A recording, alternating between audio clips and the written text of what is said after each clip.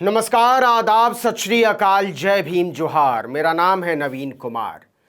Bharatiya Janata party ने आधिकारिक तौर पर जनता के जख्मों पर अब नमक रगड़ा है और ऐसा रगड़ा है कि नौजवान बिलबिला उठे हैं, किसान बिलबिला उठे हैं, गृहिणियां बिलबिला उठी हैं, बुजुर्ग और बीमार बिलबिला उठे हैं। इतना ही नहीं, भाजपा ने एक एक सांस के लिए तड़पा कर मार डाले गए लाखों देशवासियों की मौत का भी मजाक उड़ाया है।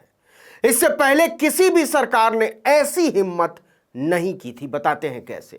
हम सब देख रहे हैं कि भाजपा की सरकारों से न कानून व्यवस्था संभल रही है, न महंगाई, न बेरोजगारी और न लोकतंत्र। देश की राजधानी दिल्ली में पुलिस ने अमित शाह की नाक कटा दी।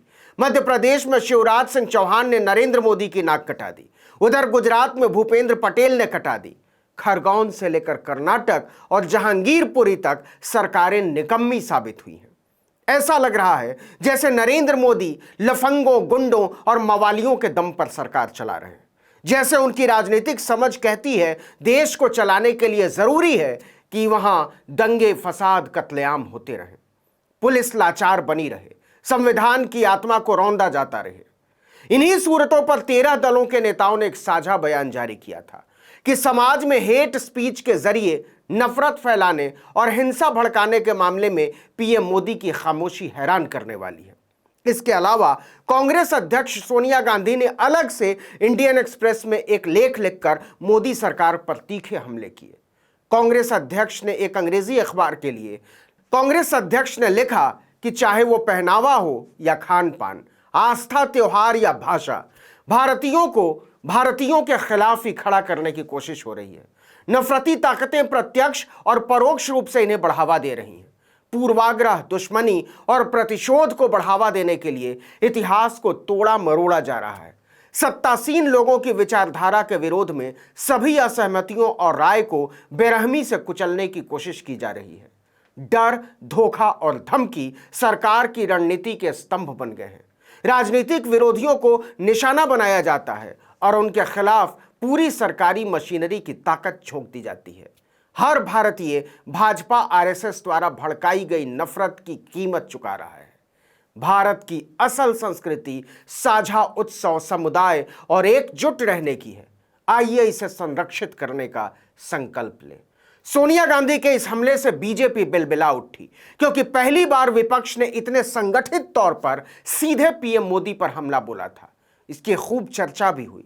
2 दिन तक सोचने समझने के बाद इसके जवाब में भाजपा अध्यक्ष जगत प्रकाश नड्डा ने 3 पन्ने का पोथन्ना जारी किया। और पोथन्ना क्या है? बिलखती हुई जनता के जख्मों पर तेजाब। कोविड-19 के खिलाफ लड़ाई में हमने वो कर दिखाया जिसकी किसी ने कल्पना भी नहीं की थी। हम न सिर्फ कोविड-19 से सफलतापूर्वक लड़े, बल्कि दुनिया को भी हमने मदद पहुंचाई। इससे फूहड़ मजाक और क्या हो सकता है? हमने अपनी आंख से देखा है कि जब कोरोना भारत के लोगों को अपने पंजों में दबोच रहा था, तो नरेंद्र मोदी को रैलियों, सभाओं और समारोहों से फुर्सत नहीं थी। वो लगातार वोट मांग रहे थे। न अस्पतालों में बिस्तर, न ऑक्सीजन और न देश में दवाई। छोड़िए दवा और अस्पताल, शमशानों में लाशें जलाने के लिए जगह कम पड़ गई थी, लकड़ी कम पड़ गई थी, लाशों के लिए कफन और कंधे कम पड़ गए थे। क्या भाजपा अध्यक्ष भारत को बताएंगे कि गंगा में, रेती में जिन लोगों की लाशें दबा दी गईं, वो किस देश की बातें हैं? क्या जेपी नड्डा बताएंगे कि गोमती के किनारे लाशों की कतारें किस देश की बातें हैं? क्या जेपी नड्डा बताएंगे कि जिस देश में 900 रुपए की रेमडेसिविर 50-50 हजार में बिकी, जिस देश में 400 रुपए के ऑक्सीजन सिलेंडर 40-40 हजार में बिके, जिस देश में विटामिन सी तक की गोली की कालाबाजारी हुई, वो किस देश की बातें हैं? WHO की रिपोर्ट कहती है कि भारत सरकार ने मौतों के आंकड़े छिपाए हैं। जेपी नड्डा ये सच नहीं बताएंगे, क्योंकि वो जनता के जख्मों पर नमक रगड़ने को ही विकास मानते हैं, भाजपा की ताकत मानते हैं। जेपी नड्डा ने आगे लिखा है, हाल के सुधारों ने देश की आर्थिक समृद्धि में जहां तेजी से वृद्धि की है, वहीं हमने गरीबी के आंकड़ों में भी कमी लाई है। इससे बड़ा झूठ कोई और हो नहीं सकता। भाजपा वालों को CMI की जनवरी में आई ही रिपोर्ट पढ़नी चाहिए। यह रिपोर्ट बताती है कि मोदी राज ने नौजवानों को बर्बाद कर दिया है। इस रिपोर्ट के मुताबिक 3.5 करोड़ लोगों को फौरन रोजगार की जरूरत है। इस 3.5 करोड़ बेरोजगारों में 80 लाख महिलाएं हैं। ये सारी महिलाएं पहले कहीं ना कहीं काम कर रही थी, नौकरी कर रही थी। मोदी ने उन्हें बेरोजगार बना दिया। इसके अलावा 1,70,00,000 बेरोजगार ऐसे हैं जो नौकरी की उम्मीद तक छोड़ चुके हैं। इनमें से 53% महिलाएं हैं, मतलब 90 लाख महिलाओं ने काम मिलने की उम्मीद तक छोड़ दी है। दोनों को मिला दीजिए तो 1,70,00,000 तो महिलाएं वर्कफोर्स यानी कामकाज से बाहर हो चुकी हैं। भाजपा अध्यक्ष की लफाजी इन करोड़ों लोगों के दर्द पर हथौड़ा चलाने जैसा है। चिट्ठी का अगला हिस्सा, अब भारतीय राजनीति में वोट बैंक की राजनीति, विभाजनकारी राजनीति की कोई जगह नहीं है। प्रधानमंत्री श्री नरेंद्र मोदी के नेतृत्व में यह देश सबका साथ, सबका विकास, सबका विश्वास और सबका प्रयास के रास्ते पर आगे बढ़ रहा है। क्या वाकई नड्डा जी यह वो विश्वास और प्रयास है जिसमें एक मंत्री नारे लगाते हैं, देश के गद्दारों को जूते मारो सालों को। एक गेरुआधारी गुंडा लाउड स्पीकर पर चिल्लाता है कि मैं मुसलमानों की लड़कियों को खींचकर उनकी अस्मत लूटूंगा। यति नरसिम्हानंद नाम का एक लंपट दिल्ली से हरिद्वार और ऊना तक चिल्लाता फिर रहा है कि मुसलमानों के खिलाफ हथियार उठाओ। सुदर्शन टीवी का मालिक तो बैठकर पर्दे पर नफरत फैलाता है। किस विश्वास की बात कर रहे हैं महाराज? खरगोन में लाइन लगाकर मुसलमानों के घरों पर बुलडोजर चला दिए गए। उत्तर प्रदेश के रायबरेली में एक दलित लड़के से राजपूतों ने अपना गंदा पैर चटवाया। देश की राजधानी दिल्ली में पुलिस की नाक के नीचे अवैध बंदूकें, तलवार और छुरे लहराते हुए निकली गुंडों की टोलियां धार्मिक जुलूस के नाम पर।